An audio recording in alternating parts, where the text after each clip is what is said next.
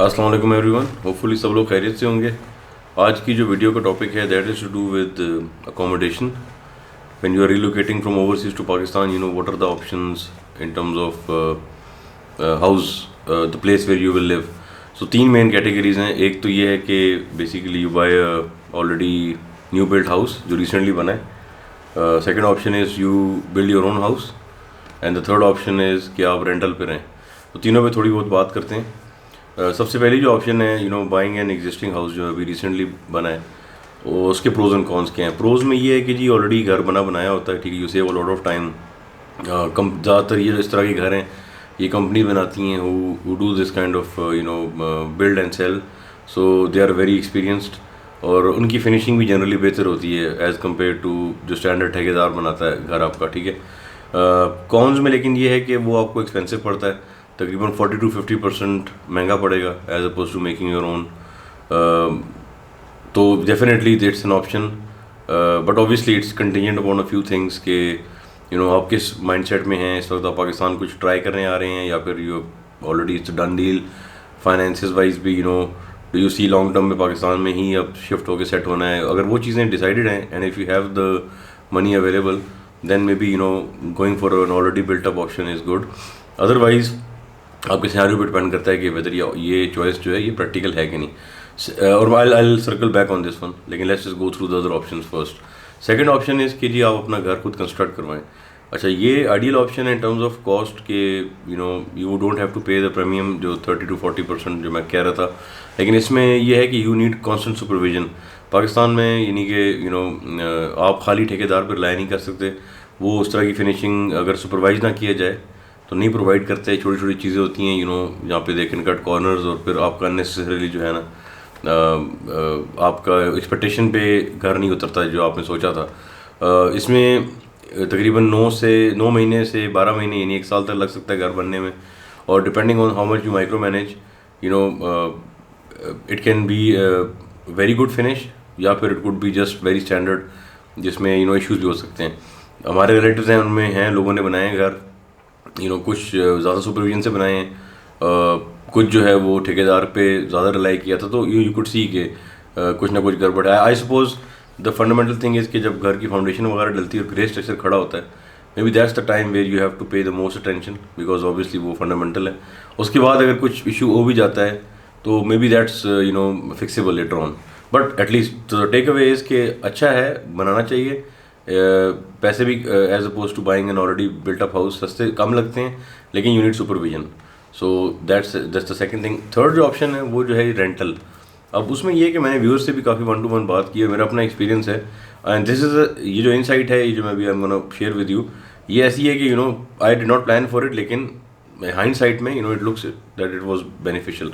सो rent में रहने का सबसे बड़ा फ़ायदा ये है कि when you spend a year और so in rental you get to try out many things. सबसे पहले ऑब्वियसली आप ट्राई कर रहे होते हो कि आप सेटल हो गए कि नहीं पाकिस्तान में। उसके बाद you are also trying to see के बच्चे वगैरह स्कूल्स आस पास हैं सही हैं कि नहीं, that kind of stuff.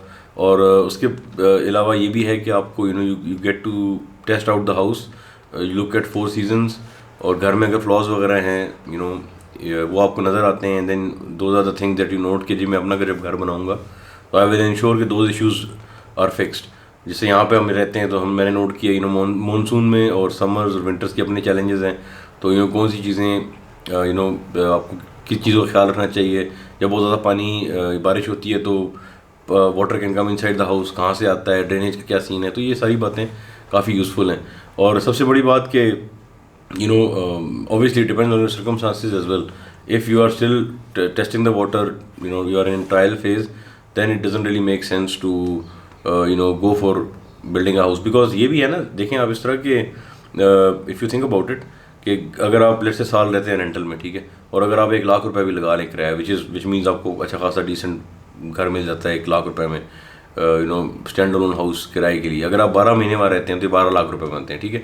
Compare this with the cost of making your own house और buying an already built up house, that's like much more obviously than 12 lakh. तो अगर आप उस तरह देखें तो बेसिकली यू आर सेइंग कि हमने थोड़ा सा मनी रिजर्व कर दिया for an experiment and rather than just committing up front, एक एक्सपेरिमेंट करके you could do a better job. तो ये भी मुझे काफ़ी, मैंने लोगों को भी रिकमेंड किया 1-to-1 में आई डेफिनेटली रिकमेंड कि अगर हो सके तो आप लोग रेंटल में ना, even if you have the money. एक और क्वेश्चन भी होता है इंटरेस्टिंग कि जी यूके में घर है, उसको बेचें कि ना बेचें। अब रिसेंटली व्यूअर्स ने उन्होंने मुझसे ये डिस्कस की बात, और मैं भी इसी बोट में था कि व्हेन आई वाज कमिंग, आप एक्साइटेड होते हो सब कुछ, और आपको एकदम से मुझे ऑफर भी हुई थी, मुझे भी, क्या मार्केट भी ठीक है, घर बेच दो। मैंने मार्केट पे लगाया भी, but then I took it off. और वही वही बात है कि हाइंडसाइट में it was a good decision, because एक तो पाकिस्तान से यूके में एक तो खाली कैश से आप क्या करोगे, राइट? अगर आप यूके में बेच देते हो, घर बेच भी देते हो, और यूके में अकाउंट में आपके पास आ भी जाते हैं पैसे, लेकिन वो मनी डिवैल्यू होती है। तो एक तो आपका एसेट है, ठीक है, इट्स बेटर कि अगर वो आप रेंट पे चढ़ा दो, तो वो एक अच्छी ऑप्शन है। और only sell it when you really think you need to sell it. और वो क्या होगी, फॉर एग्जांपल यहाँ पे आप आए हो, आप इस्टेब्लिश हो गए, आपको पता है यार फ्यूचर अब इधर ही है, फैमिली भी खुश है, सब कुछ सही है, और maybe financially you are independent, and then you want to now make a house here by selling the house in the UK and offsetting the money, bringing it here, that kind of stuff. So I think it would definitely make sense कि आप ये step तब करें जब you are ready. और एक और भी फाइनल एस्पेक्ट है कि यहाँ पे व्यूअर्स ने पूछा था कि पाकिस्तान में जो घर बनाने की आजकल प्राइसेस हैं वो क्या चल रही है ना, तो उसमें ये है कि उसमें मुख्तलिफ वेरिएशन है। पहले ये होता था कि 2006-07 की बात अगर आप करें तो DHA 1 जो है, जनरली जनरल रूल इज़ कि DHA is the most expensive, उसके बाद Bahria, and then everything else, right? और Islamabad is expensive than Rawalpindi. लेकिन DHA को ये लोग इस्लामाबाद में क्लासीफाई करते हैं तो रेट्स उस तरह के ही हैं, हालांकि फिजिकली ये पिंडी के साथ है। तो उसमें ये है कि पहले लाइक 2006-07 की अगर हम बात करें, उसमें एक कनाल का जो प्लॉट था वो आपको 65 लाख 70 लाख से मिल जाता था, और उस पर 1.5-2 करोड़ लगा के आप एक कनाल का जो बड़ा अच्छा खासा साइज़ होता है DHA में घर बन जाता था, ठीक है, धमन 2.5 करोड़ में 2006-07 में। फिर आप 10 साल बाद उसके 15, 16, 17 इस एरा में भी यही फिगर जो है ना, जो 2.5 में बन जाता था घर, आप लेट सपोज 3.5 तक चला गया था, एक पूरा घर बनाने की बात कर रहा हूँ इंक्लूडिंग द प्लॉट। लेकिन लेटली क्या हुआ है कि खासतौर पर जब ये डॉलर की डिवैल्यूएशन हुई है, डॉलर स्ट्रॉन्ग हो गया पाकिस्तानी करेंसी के मुताबिक, तो ये जो कंस्ट्रक्शन मटेरियल हैं ये इनकी प्राइसेस डबल हो गई हैं। अब आजकल अगर आप देखें तो ये DHAs जो हैं आपके जो इस्टेब्लिश एरिया है, रेजिडेंशियल एरिया, इनके अंदर सेक्टर्स होते हैं। There are some areas within DHA where which is quite built up, then there are some areas within DHA जहाँ पे अभी डेवलपमेंट आ रही है, दैट काइंड ऑफ स्टफ। जो बिल्ट अप एरियाज हैं ना, वहाँ पे इस वक्त तकरीबन 4.5 करोड़ तक जा रहा है सिर्फ कनाल की प्राइस, अगर आप ज़मीन.com पे देखें। जो थोड़ा सा दरमियान में जो है, जो रिलेटिवली अभी या अंडर डेवलपमेंट है, वो भी 3.5 करोड़ का है। अब आप वो एक कनाल की बात करूँ, ठीक है, वो आप लेते हैं DHA में, और उसके ऊपर अब अगर आप घर बनाना शुरू करते हैं, तो पहले अगर लगते थे आपके 3 करोड़ आजकल की मनी में, आजकल के जो है रिसेंटली जो स्पाइक की वजह से वो अब 6 करोड़ हो गया figure. So my point is के एक कनाल का घर रेजिडेंशियल एरिया जो कि इस्टेब्लिश हो चुका है DHA में, आजकल it will cost you around 8 to 9 crore. That's ridiculous amount of money, right? ये सडनली फॉर नौकरी पेशा बंदा तो ये आउट ऑफ रेंज चला गया। और ये ऐसा नहीं कि शुरू से ऐसे था, ये रिसेंटली कुछ 2-3 साल में ना, और ख़ास तौर पे अभी जो लास्ट ईयर के अंदर जब ये अभी गवर्नमेंट का जो हुआ है, और उसके बाद पाकिस्तान में जो कह रहे हैं डिफ़ॉल्ट और डिवैल्यूएशन, उसकी वजह से इम्पोर्ट्स महंगी हो गई, और ये कॉस्ट ऑफ बिल्डिंग हाउस बहुत महंगी हो गई। बैरिया जो है दैट्स द नेक्स्ट थिंग। तो आप रफली एस्टिमेट लगा लें कि अगर 3.5 करोड़ का एक प्लॉट है DHA में एक कनाल का, तो उसकी इक्विवेलेंट जो है वो आपको 2-2.5 करोड़ में मिल जाएगा बैरिया में। तो Bahria is relatively cheaper with similar kind of perks. लेकिन ये है ग्राउंड रियलिटी, इस वक्त घर बनाना बहुत मुश्किल है। आई एम नॉट श्योर कि ऑब्वियसली अगर आपके पास समथिंग हैपन्स ओवरनाइट, या फिर आपका कुछ कुछ मतलब you somehow get hold of lot of money, मतलब होता है ना, रैग्स टू रिचेस, तो उस पॉइंट पे आप may be you can afford. लेकिन आई एम सेइंग कि अगर आप सोचते हो ना, अभी मैं इफ़ आई स्टार्ट सेविंग, तो वो लगता है कि पता नहीं, it's like a never ending race कि यार ये इतने पैसे कहाँ से जमा होंगे घर बनाने के लिए कभी ना, unless of course you already have assets. जैसा मैं कह रहा था यूके का, अगर आप डिसाइड करते हो अल्टीमेटली मैंने उसको डिस्पोज करना है और यहाँ पे बनाना है, दैट इज़ समथिंग एल्स। लेकिन एक आम नौकरी पेशा इंसान पाकिस्तान में these things are out of range। ये अनफॉर्चुनेट है।